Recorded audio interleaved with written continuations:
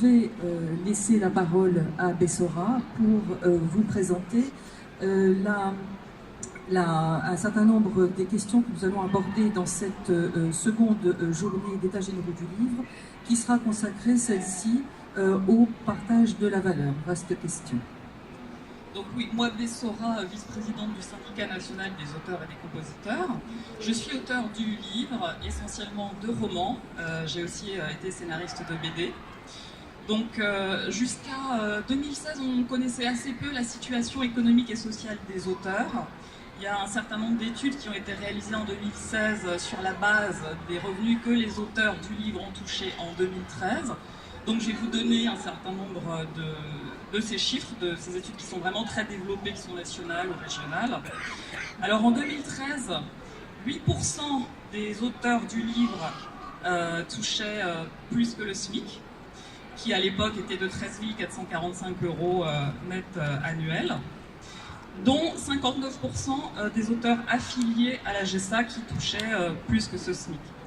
Alors donc la GESA, c'était l'organisme de sécurité sociale des auteurs auquel on est affilié lorsqu'on a des revenus d'auteur qui sont supérieurs à 900 fois le SMIC horaire, donc un peu moins de 9 000 €, ou lorsque on est en dessous mais on a pu adhérer en passant par une commission de professionnalité.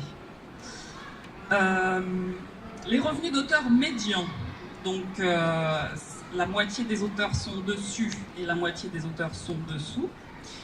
Pour les dessinateurs et coloristes de BD, donc la moitié des auteurs sur 2013 touchaient plus de 9 600 € de revenus d'auteur par an et la moitié en dessous.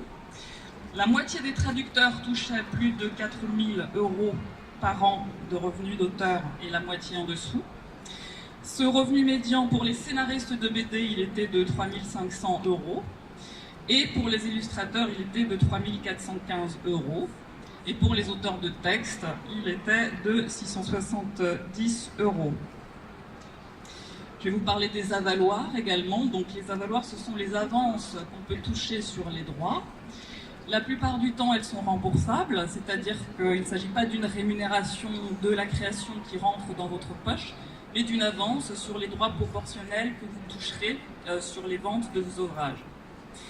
Alors, sur les auteurs de texte, l'avaloir médian était de 1 000 €, sachant qu'un auteur sur deux de texte touchait un avaloir. Sur les traducteurs, cet avaloir était de 2 000 €. Sur les illustrateurs, il était de 1 200 €. Sur les auteurs jeunesse, il était de 1 000 €. Et sur les auteurs BD, il était de 4 500 €.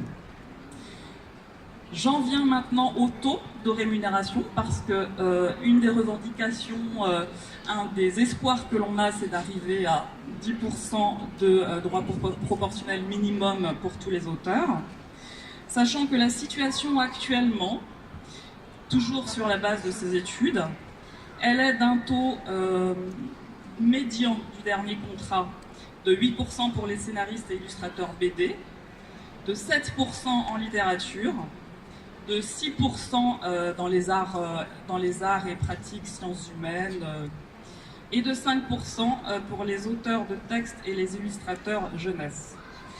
Donc ce qu'on constate, c'est que suivant les secteurs, les taux de rémunération sont très différents, alors que dans ce fameux camembert, les autres métiers qui sont la distribution, la diffusion ont les mêmes rémunérations, que ce soit en jeunesse, en littérature, ou en BD, ou dans les arts et pratiques. Donc ce taux ne varie pas.